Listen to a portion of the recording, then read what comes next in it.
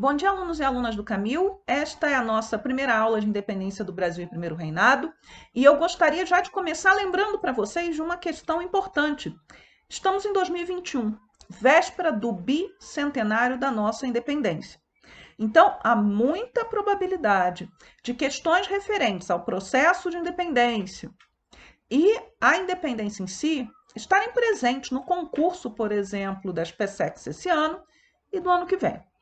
Então, é um dos temas quentes e que devem aparecer em todos os concursos ou nos concursos mais importantes nesses 2 anos a seguir. E aí depois a gente já entra na preparação da Constituição de 1824, que também vai fazer 200 anos, e a nossa primeira Constituição. Então, é um assunto que vocês precisam prestar atenção e precisam aproveitar ao máximo, porque é quase questão certa que alguma coisa referente a isso apareça, ok? Vocês precisam lembrar o seguinte: Dom João VI voltou para Portugal em 1821, pressionado pela Revolução do Porto, que é uma daquelas revoluções liberais da década de 1820. A Revolução do Porto vai se desdobrar na criação de uma Constituição portuguesa que Dom Pedro I, que na época era o Dom Pedro, príncipe regente, vai jurar aqui no Brasil. No entanto, ele vai resistir diretamente às ordens vindas de Lisboa, e não é porque ele fosse teimoso, mas porque o objetivo do governo lá, que não estava nas mãos do seu pai, porque o seu pai estava numa situação quase que de semi-prisioneiro, era de fragmentar a administração do Brasil com a criação de juntas governativas. Por isso, nós vamos ter uma junta governativa no Pará, por exemplo, outra no Maranhão, outra em Salvador, que era a antiga capital, e isso vai o quê? Ser uma forma de minar o poder de Dom Pedro I. Tem que parar de falar Dom Pedro I antes que ele seja, mas muito bem. Então, minar o poder do príncipe. A outra pressão vinda de Lisboa era que Dom Pedro retornasse para Portugal. Então, e ao retornar para Portugal, o Brasil fatalmente regrediria à condição de colônia, muito provavelmente, como eu acabei de falar, com múltiplos governos. Bem, aqui até ele jurou a Constituição em 26 de fevereiro de 1821, mas em 9 de janeiro de 1822, pressionado por Lisboa, ele vai dizer que não volta para Portugal. É o famoso Dia do Fico. O que foi determinante para essa permanência? Um abaixo-assinado com 8.000 assinaturas, que foi liderado por Gonçalves Ledo. Gonçalves Ledo era um político que vai ser importante nas atividades relativas ao processo de independência, mas que, apesar de apoiar Dom Pedro, ele era republicano, tá? Então ele tinha peso, mas logo no início, do Brasil independente, ele vai ser alijado, vai ser afastado de qualquer participação no poder. Além do Gonçalves Ledo, e do abaixo-assinado, a gente não pode deixar de lembrar do papel da maçonaria. Eu já falei da maçonaria com vocês antes, quando a gente falou de movimentos de emancipação, das lojas maçônicas, que eram lugares onde você reunia os homens ricos, você reunia os intelectuais e, às vezes, reunia até homens não tão ricos. Então, na maçonaria, você vai planejar não somente as atividades referentes à independência do Brasil, mas a independência também de boa parte das nossas colônias espanholas, nossas não, porque eu estou falando nossas, mas enfim, das colônias espanholas. Tá? Então, o papel da maçonaria é importante, e todos esses grandes nomes que participaram do processo de independência no Brasil, incluído o próprio Dom Pedro, que foi levado para a maçonaria pelo José Bonifácio, serão irmãos maçônicos. Vocês estão aqui em Brasília durante vários anos, porque eu fui várias vezes, nós costumávamos visitar a loja maçônica, que fica no finalzinho da W3 Sul, e nós visitávamos o museu, e tínhamos lá um painel da importância da maçonaria dentro da história do Brasil, desde a independência até o século XX. Era um passeio, era uma visita muito interessante, que era feita pelo terceiro ano, talvez continue sendo feita. Tá? Espero que vocês possam visitar o Grande Oriente o ano que vem, porque é uma visita bem interessante. Mas vamos lá. Bem, para a maçonaria, não era interessante o processo de recolonização no Brasil. Para o príncipe Dom Pedro, não era interessante se deixar subjugar por ordens vindas de Lisboa, que não eram ordens de seu pai, eram ordens daqueles que tinham feito a Revolução do Porto. Depois do Dia do Fico, que já é o início do processo de independência, né? Então, se vocês encontrarem uma prova assim, uma marca do início do processo de independência do Brasil, normalmente vocês podem ver duas balizas, elas nunca vão estar aparecendo numa questão ao mesmo tempo. A primeira é 1808. Então, a vinda da família real portuguesa para o Brasil marca o início do processo de independência, na medida que você vai criar as estruturas administrativas, a experiência de ser centro de um império dentro da colônia. A gente discutiu isso. Pode também, em uma questão, usarem o Dia do Fico como início desse processo de independência, na medida que o Fico representa já o início de um processo de ruptura, de rompimento. Bem, como reação ao Dia do Fico, houve uma revolta de um destacamento português, a Divisão Auxiliadora, no Rio de Janeiro. Essa revolta desses soldados portugueses, ela foi contida por brasileiros que eram membros do Clube da Resistência, pela Guarda Real de Polícia, e a polícia foi criada também por Dom João VI ao vir para cá, e essas tropas portuguesas vão ter que se render e se retirar. Dom Pedro mandou sua família para fora da corte, para fora desse centro, e, bem, acontece uma tragédia, né, familiar nesse momento, porque o filho, o homem que ele tinha, morre. O menino adoece nessa quase fuga, porque havia realmente o risco de um ataque, e o garotinho, tinha 1 ano e pouquinho, acaba morrendo. 1 ano e pouquinho, 11 meses, algo assim. Então, os dois nomes mais importantes do processo de independência, temos o José Bonifácio e o Gonçalves Ledo, que são figuras políticas fundamentais à época e que representavam pontos de vista diferentes em relação à independência. Dentro da maçonaria, nós vamos ter os azuis e os vermelhos. Os vermelhos eram aqueles que eram republicanos, defensores de uma ampla participação popular. O que significa ampla participação popular? Sufrágio universal masculino. Que todos os homens livres possam votar.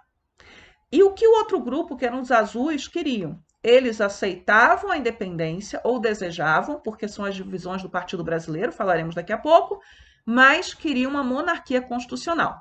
Então, basicamente, era, de um lado, os republicanos e, do outro lado, os monarquistas, ok?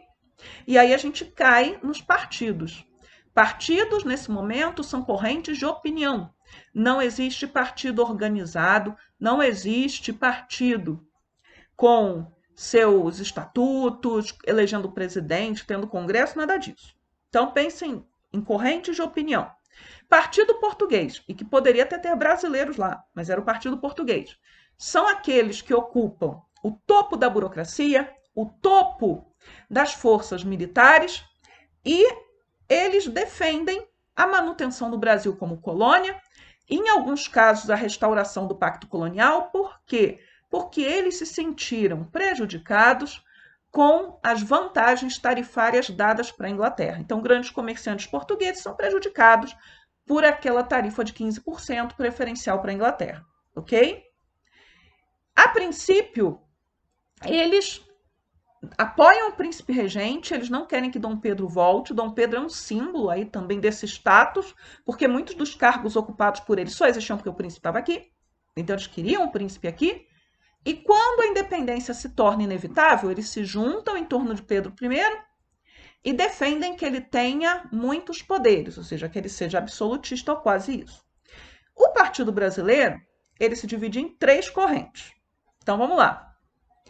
A primeira corrente é aquela que deseja que o Brasil permaneça colônia, com Dom Pedro governando como regente e mantendo os mesmos privilégios do tempo de Reino Unido. Então, que o Brasil não seja rebaixado, mas pode continuar colônia. A gente não quer romper com Portugal. É o grupo do José Bonifácio. Tá? A segunda vertente é aquela que defende a independência e uma monarquia constitucional com características liberais, modelo inglês, que a gente já discutiu. A primeira e a segunda vertente vão reunir o quê? Burguesia urbana, alguns senhores de terra escravos, grandes comerciantes brasileiros, luso-brasileiros, gente que tinha escravos, né, que tinha lucrado muito com a presença de Dom João VI no Brasil e que também se sentia tranquila e achava interessante os laços com a Inglaterra. Então, esses dois grupos, a partir do momento que a independência se torna inevitável, eles se unem, eles se fundem. Eles vão defender que o voto deveria ser censitário pela renda, então todas as assim, voto censitário, voto pela renda, e as eleições deveriam ser indiretas. Isso significa que você teria eleitores de primeira instância e eleitores de segunda instância, tá? Você votava em quem ia votar. Como não faz muito pouco tempo que a gente presenciou as eleições norte-americanas para presidente, lá nós temos esse modelo. O cidadão comum ele vota em quem vai votar, nos delegados que vão estar presentes no colégio eleitoral, tá? O modelo é mais ou menos esse. A terceira vertente, que foi a que bancou o abaixo-assinado do Dia do Fico, é a vertente republicana. Então, é o pessoal ligado ao Gonçalves Ledo, que quer uma república com sufrágio universal masculino, e alguns deles, porque é um tema da época, já falavam em abolição da escravidão, tá? São as camadas médias urbanas, normalmente, que pertencem a esse grupo. Advogados, jornalistas, médicos, professores, militares de baixa patente ou de média patente, funcionários públicos também de baixa e média patente. Então, pode haver fazendeiros entre eles, senhores de escravos, sim, mas é um grupo que vai representar os interesses das camadas médias. E camada média no Brasil daquela época, um país ainda marcado pela escravidão, onde a escravidão era muito forte, é um grupo muito frágil. Esse grupo, depois da independência, vai ser chamado de liberal radical e vai ser barrado de participar da Constituinte, né? Então, eles são eleitos, mas acabam sendo expulsos de lá. Aqui a gente falou na BNCC, José Bonifácio é uma figura central, porque ele é do Partido Brasileiro, daquela vertente que quer a manutenção do Brasil colônia, mas, ao mesmo tempo, ele quer que o Brasil permaneça unificado, ele quer que o Brasil não seja rebaixado. Então, quando ele percebe que isso está em risco, ele vai apoiar a independência, ele é quem leva o príncipe Dom Pedro para a maçonaria, ele é quem escreve uma das cartas que precipitam o grito do Ipiranga, a outra carta é da dona Leopoldina, da esposa de Dom Pedro. Então, ele é uma figura importante em vários aspectos. Figura-chave na independência, depois da abdicação ele vai ser tutor de Dom Pedro II. Ele era um dos primeiros sujeitos a defenderem a transferência da capital do Rio de Janeiro para o Planalto Central, então defendeu isso na Constituinte, defendeu nos seus escritos. Ele defendia a abolição gradual da escravidão. Então, ele via a escravidão como algo, né, que não era racional, ele era um homem do iluminismo, mas ele percebia que a escravidão era central no Brasil daquela época. Então, ele propunha a abolição de forma gradual e chegou a colocar isso no projeto da Constituinte, né, que acabou não ficando na Constituição de 1924. E ele também vai ser o primeiro no Brasil a defender o uso racional do meio ambiente. Então, que você deveria explorar a natureza e aquilo que ela poderia oferecer, mas não destruindo a natureza, porque isso se voltaria contra a própria comunidade. Ele era um cientista, ele era um intelectual. Então, vamos lá. Se em janeiro nós tivemos o Fico, em junho, também por conta da pressão do grupo do Gonçalves Ledo, serão convocadas eleições. Mas, na hora de decidir quem votava, acabou prevalecendo a opinião do Partido Brasileiro ligado ao José Bonifácio, do grupo que dizia que as eleições tinham que ser indiretas. Quando a gente vai falando de Constituição, aí eu explico qual era a renda, como é que isso era calculado em moeda. Não adianta tentar calcular isso em mandioca, porque vai ser usado, porque fica muito complicado. Porque em cada região do Brasil, ou em algumas regiões, se usava medida diferente para alqueire de mandioca. Então, o que era X em Minas Gerais poderia não ser X em São Paulo, não ser X na Bahia. Então, nós não utilizávamos ainda o sistema métrico universal no Brasil, ok? Quando Dom Pedro inicia, de fato, na independência, a ruptura definitiva, ele tinha apoio no centro-sul. Então, sudeste e sul do Brasil apoiavam o príncipe regente. Há vários projetos de independência nesse momento e projetos de não independência. Dom Pedro representa um deles, o que venceu. No entanto, nós teremos resistência na Bahia, no Grão-Pará e no Maranhão, porque eles estão respondendo diretamente a Lisboa. O Maranhão nem tanto, mas o Maranhão tinha sido parte do Grão-Pará até pouco tempo antes, então era governado junto com o Grão-Pará, que não é só o estado do Pará, pega toda a região norte da época, ok? E em setembro chegam ordens para que o príncipe retorne para Portugal imediatamente, destituindo o príncipe dos seus poderes. Dom Pedro estava em São Paulo, eles tinham visitado Santos, estava voltando para a capital da província, capitania ainda na época, tinha deixado Dona Leopoldina presidindo o Conselho de Estado, então, tecnicamente, ela foi a primeira mulher a governar aqui a colônia, tá? É um erro que circula na internet e que volta e meia falam que ela assinou a Declaração de Independência. Ela não assinou a Declaração de Independência, ela manda uma carta para o marido, essa carta vai junto com uma carta de José Bonifácio e com as cartas vindas de Lisboa. O que ela diz na sua carta e o que José Bonifácio dizem na carta que ele escreveu é que a situação era insustentável e que o príncipe deveria se posicionar e que eles aguardavam a decisão do príncipe. Então, eles estavam cutucando Dom Pedro para que Dom Pedro tomasse uma atitude. Ou ele voltaria para Portugal e aceitaria as ordens da corte lá do parlamento em Lisboa, ou ele ficaria no Brasil. E ficar no Brasil significaria guerra. Tá? Muito bem. E aí nós temos a proclamação da independência.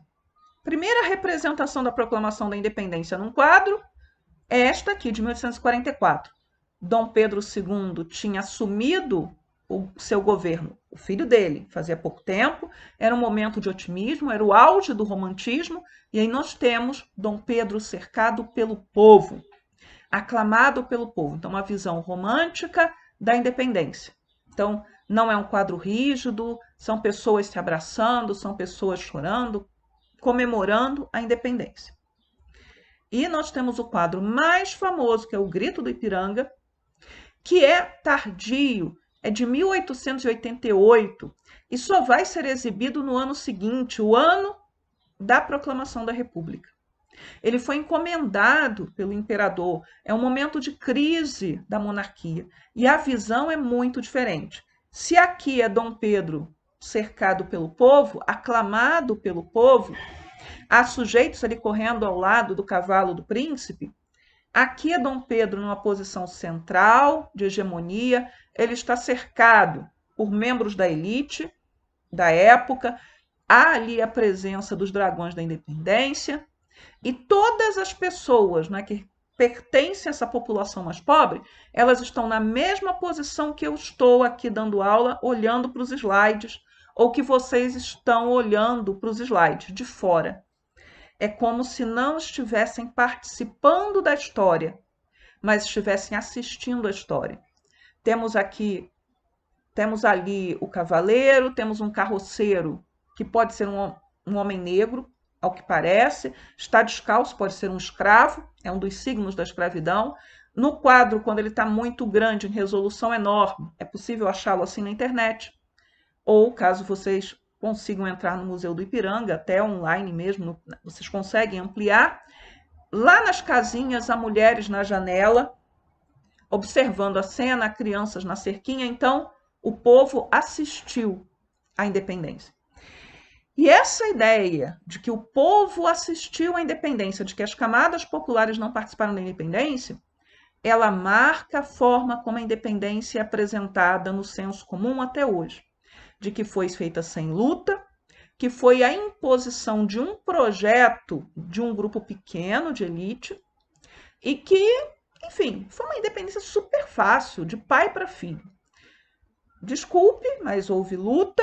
Pode não ter durado 10 anos, mas nós tivemos luta sim, tivemos luta em várias regiões do que vai vir a ser o Brasil, e uma luta que vai ser para manter o território unido, porque o Brasil poderia ter uma outra configuração, que não a que a gente tem hoje. E você tem participação popular. Agora, algo que tem que ser levado em conta. É um processo liderado pelas elites. E não são todas as elites brasileiras que vão liderar esse processo, mas vão embarcar nele em larga medida, cercando o príncipe Dom Pedro como um símbolo de união e de estabilidade, que é uma das formas de tentar evitar e também de explicar a manutenção da unidade territorial brasileira. E não pensem, veja, se a gente olha para os vizinhos da América Espanhola, ou da América Latina, salvo pelo Haiti e pelo México, em uma das fases da sua independência, nós falamos muito sobre isso, todos os processos na América Espanhola também são liderados pelas elites, que são os crioulos. Nos nossos vizinhos, a questão da escravidão, ela também vai ser uma questão dolorida, e em muitos desses países a escravidão vai demorar bastante a terminar. O Brasil vai ser o último, verdade. Mas tem outros países que vão estar bem pertinho de nós aí em abolição da escravidão, ou até com situações esquisitas, né? De que você aboliu a escravidão e depois voltou atrás, em alguns casos. Isso acontece no Uruguai, isso acontece em outra nação latino-americana. Eu não chequei, porque eu não me preparei para dizer isso, mas depois eu posso ver para vocês em qual foi, tá? Muito bem. Reconhecimento da independência. Uma nação, para ser nação, ela precisa ser reconhecida pelos seus pares, senão a situação dela é uma situação precária. Então, por exemplo, o Paraguai demorou muito a ser reconhecido como uma nação independente. Então, ficou numa situação meio esquisita durante algum tempo. Bem, primeira nação a reconhecer a nossa independência foram os Estados Unidos, 1824. Tá?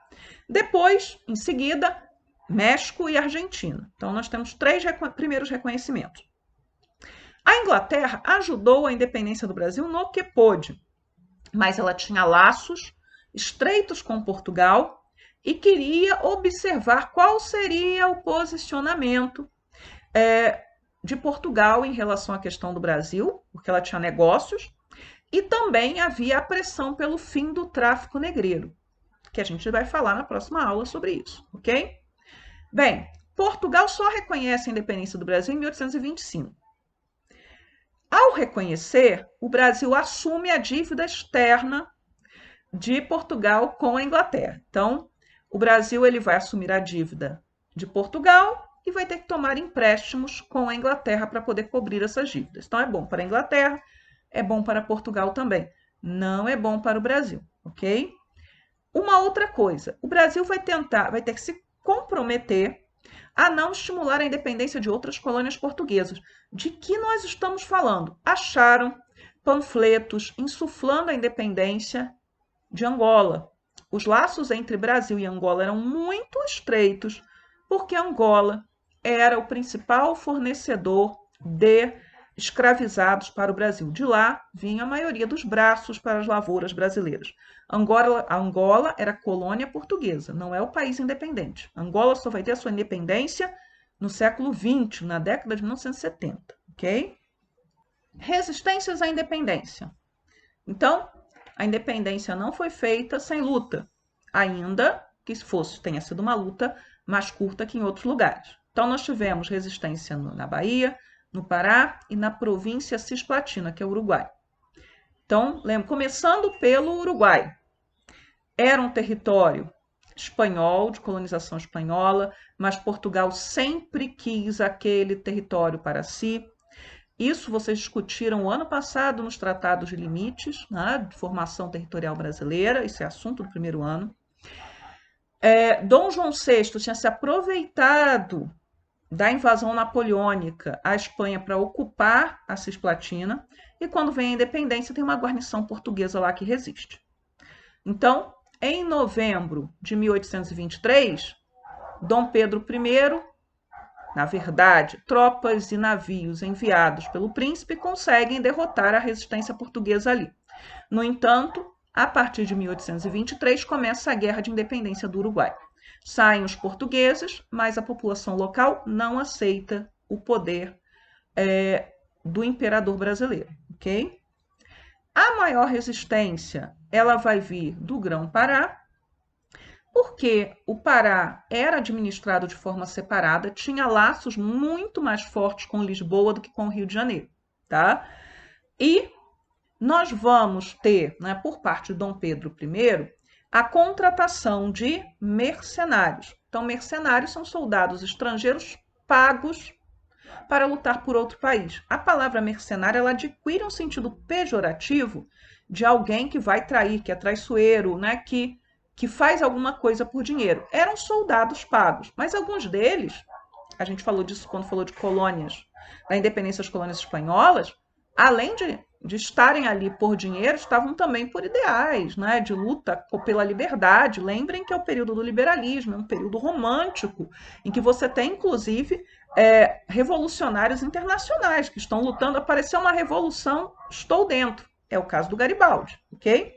Então, nós vamos ter, durante esse período, a contratação, né, do Labatut, que é um francês que vai organizar o exército brasileiro à época, as tropas, do Grenfell e do Cochrane. Cochrane tinha lutado no Chile, tinha lutado no Peru e não podia voltar ao seu país, senão ele era preso.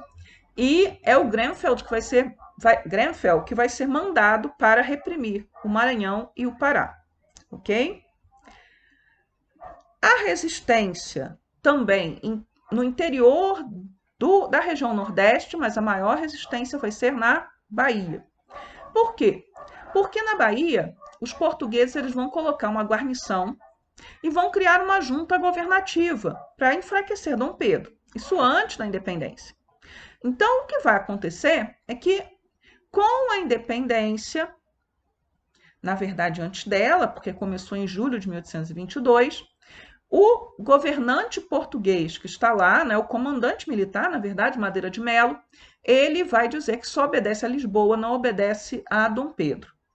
E aí nós vamos ter combates dentro da Bahia, as tropas fiéis ao príncipe regente são expulsas e no recôncavo baiano nós vamos ter o apoio da população local e dos grandes fazendeiros que vão fornecer víveres e braços para o combate que vai se travar em Salvador. Salvador vai ser bloqueada por terra e por mar. E aí se consegue derrotar finalmente a resistência portuguesa ali.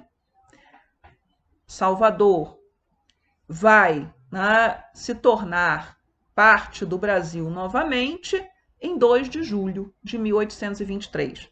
Então, a independência na Bahia é comemorada em 7 de setembro e também em 2 de julho de 1823, porque é o momento em que as tropas portuguesas finalmente são derrotadas. No Grão-Pará, a coisa se estica um pouquinho mais, se estica até agosto de 1823, a resistência e houve um uso de força excessiva por parte do Grenfell, que era o lugar-tenente do Cochrane, que representava aí a Marinha brasileira, que tinha sido criada onde? Na própria luta de independência. E este inglês ele vai, né, ser corresponsável pela morte de mais de 250 homens que foram colocados dentro de um porão, de um navio, sem água, com pouco ar, e ainda jogaram cal viva em cima deles. Depois ele vai ser absolvido, mas o fato é que fica essa marca no Pará, e isso vai nos ajudar a compreender, por exemplo, levantes posteriores, como a cabanagem. Então, o Pará vai ser incorporado ao Brasil independente à força. E Grão-Pará é tudo isso aí, ó. Pegava todo o norte do Brasil, praticamente. Vamos agora falar da nossa primeira Constituição. Ela vai ser convocada quando ainda temos luta de independência, em 3 de junho de 1822.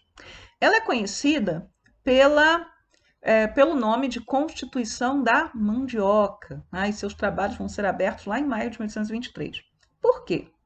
Porque se estabelece que a renda do sujeito seria medida em 150 alqueires de farinha de mandioca. Alqueire é uma medida antiga que não se usa mais, e como eu falei em outro momento da aula, havia várias formas de medir, né? De dar a medida do alqueire, então era um negócio complicado. Mas depois, quando a gente for ver os eleitores, daqui a pouquinho, vocês vão ver qual é o valor em dinheiro da época. É mais fácil assim, tá? Ninguém vai perguntar em prova nenhuma para vocês quanto representava em dinheiro 150 alqueires de mandioca, tá? Eu já tentei descobrir, né, qual era a medida e só achei que em tal lugar era essa, em outro, em outro, em outro. Então, melhor deixar como está. Mas o fato é que a medida, né, da riqueza do indivíduo, da renda do indivíduo, era a mandioca, tá? Dentro da Assembleia, nós vamos ter, de um lado, o Partido Português, que quer uma Constituição com o máximo de poderes possíveis para o príncipe, e do outro lado, o Partido Brasileiro, que tinha influência liberal, que estava olhando para a Europa, estava olhando para a Inglaterra principalmente e queria uma monarquia constitucional. E aquele grupo do Gonçalves Ledo, que desejava, né, uma república, mas queria participar do processo político, claro, acaba sendo expulso da Assembleia pelo grupo do José Bonifácio. José Bonifácio era um sujeito adepto à censura de jornais, à perseguição dos seus adversários políticos, então Gonçalves Ledo ele vai sair, né, vai ter que sair da Assembleia e outros terão que ir embora por conta dessas perseguições. Logo na abertura dos trabalhos, o Dom Pedro I já causa certo desconforto nos liberais, porque ele vai dizer que ele aceitaria uma Constituição que, se ela fosse digna dele e do Brasil. Então, se fosse digna do Brasil e de mim. Ele estava parafraseando Luís XVIII. Então, o rei, irmão do Luís XVI, que perdeu a cabeça na guilhotina, e que foi o rei da restauração da monarquia absoluta na França. Então, para alguns, a luz vermelha já acendeu ali. Então, nem sempre o príncipe concordava com o que estava sendo discutido na Assembleia. Havia conflito entre Dom Pedro e o José Bonifácio e outros deputados. José Bonifácio vai sendo afastado, né, cada vez mais de Dom Pedro, e Dom Pedro vai mostrar, né, essa sua face, né, que era uma face de um príncipe que tinha sido educado para acreditar que tinha o direito de exercer o poder pessoal. Então, tudo isso estava na mesa nesse momento. E aí, em 25 de março de 1824, nós vamos ter a chamada Noite da Agonia, que é quando vários deputados são presos e depois são exilados, inclusive o José Bonifácio e seus irmãos, que eram todos deputados, e o imperador ele vai se alinhar a partir de então com o Partido Português.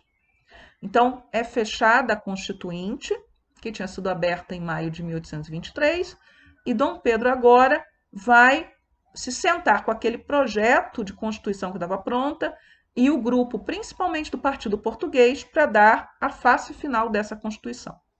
Constituição de 1824. Então, uma coisa importante, não se pegou o projeto anterior e jogou fora, não, tá? Muito do que está aqui estava no projeto anterior. O que vai se fazer é acrescentar coisas. Por exemplo, nós temos 3 poderes: executivo, legislativo e judiciário. A tese do Montesquieu, lembra lá de iluminismo? Pois é, mas agora criamos o poder moderador. Então, este 4º poder não foi inventado na Constituinte brasileira, ele foi inventado por juristas europeus, mas era algo que estava contra as teorias de direito político e de filosofia política que animaram as discussões sobre as monarquias constitucionais desde pelo menos o final do século XVII. O Senado ele é vitalício, então o senador ele é eleito e aí os 3 mais votados vão parar na mão do imperador e o imperador escolhe dessa lista tríplice quem vai assumir a cadeira. Então, significa o quê? que o Senado era a casa mais fiel ao imperador, porque só iria se sentar no Senado quem o imperador quisesse. Então, daqueles 3 nomes, ele iria escolher um, ok? O imperador escolhia presidentes de província e membros do Conselho de Estado. Então, as províncias, elas não tinham direito de eleger o seu próprio governante, que na época se chamava presidente, e também não havia Câmara provincial, só havia a Câmara no Rio de Janeiro, que centralizava todas as questões nacionais. A religião católica, ela é oficial com padroado. Significa o quê? Uma medida baixada pelo Papa, por exemplo, só pode entrar em vigor no Brasil depois da aprovação do imperador. Isso se inventou aqui? Não. Era um privilégio concedido pelo papado aos reis de Espanha e Portugal, que os imperadores do Brasil herdaram.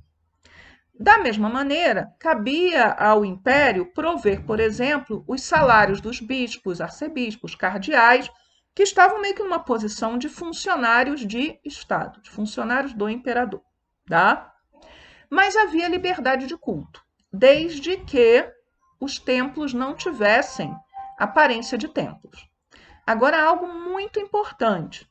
O fato de termos liberdade de culto não quer dizer que não houvesse perseguição e que a Igreja Católica não mantivesse determinados privilégios que tornavam a vida dos praticantes de outras religiões bem complicada. Então, por exemplo, os cemitérios pertenciam à Igreja Católica, normalmente estava em terreno das igrejas católicas, das paróquias. Então, o protestante não poderia ser enterrado lá, ok? Então, há liberdade de culto, mas o único casamento considerado válido era o casamento feito em uma igreja católica, não havia o casamento civil. Então, é preciso ter limites aí. A nobreza, ela não era hereditária, então os títulos de nobreza eram criados pelo imperador e não podiam ser passados de uma geração para outra, era crime até. Então, fulano que fosse barão de Itacuruçá, ele era barão de Itacuruçá, o filho dele não herdava. O filho dele poderia ter até o mesmo título de nobreza, mas o imperador recriava esse título para o filho, não passava de pai para filho. Uma outra questão, duques, durante o Império Brasileiro, normalmente só os parentes do imperador. Então, seus filhos, e no caso de Dom Pedro, ele transformou em duque um dos irmãos da sua segunda esposa, da Amélia de Leuchtenberg. O único duque criado no Brasil, que não era membro da família do imperador, nem parente de alguma forma, e que vai ser criado no segundo reinado, é o Ducado de Caxias, né? Então, Duque de Caxias vai ser o único, né, duque não parente do imperador durante toda a história da monarquia brasileira. E vai se tornar duque por serviços prestados ao império. Primeiro é barão de Caxias, depois marquês de Caxias, depois duque de Caxias. Vai sendo elevado, tá? Esta Constituição ela se manteve com alterações até o final do império. Não se mantém intacta, ela é alterada ao longo do tempo. E aí, só um panorama. Quantas constituições nós tivemos? A primeira foi de 1824, permaneceu durante todo o Império, com as alterações, né, várias. Depois, ela é suspensa em 1889, e aí nós temos uma nova Constituição em 1891. Quais são as nossas constituições outorgadas? 1824, 1937, do Estado Novo, 1967, do regime militar. Alguns juristas, mas normalmente não os historiadores, defendem que nós tivemos tantas modificações na Constituição de 1967 que há uma outra Constituição em 1969. Mas isso não é questão de concurso vestibular ou da SPSEX ou o que quer que seja. Não vai cair isso, tá? Mas só para vocês saberem. E as constituições que foram promulgadas. Então, outorgada é quando o parlamento não discute, não organiza e não vota. É imposto pelo executivo. Promulgada é quando é votada e aprovada pelo parlamento. Então, 1891, a primeira da República, 1834, a segunda da República durante o governo Vargas, 1846, a da redemocratização pós-ditadura Vargas, e depois 1988, a Constituição Cidadã, a que nós usamos até hoje e que já sofreu muitas alterações, ok? Então, a única Constituição que tem o poder moderador é a de 1824. O poder moderador pode aparecer num concurso? Pode. Para ressaltar o autoritarismo de Dom Pedro, para ressaltar essa peculiaridade da Constituição de 1824, para demonstrar que a Constituição de 1824 ela não conseguiu romper, embora ela mantenha as liberdades que estariam ligadas às discussões do liberalismo da época, ela mantém também traços autoritários, porque o príncipe que nos governava tinha sido educado para governar como um príncipe absoluto, ok? Então, na aula que vem, nós começamos aqui, nesse slide. Quem votava? É uma questão muito, muito, muito importante quando a gente olha para o Império Brasileiro. E também nessa questão do quem votava, tivemos alterações da primeira Constituição até o final do Império. Mas isso fica para a próxima aula. Tchau, tchau para vocês. Espero que vocês tenham uma boa semana.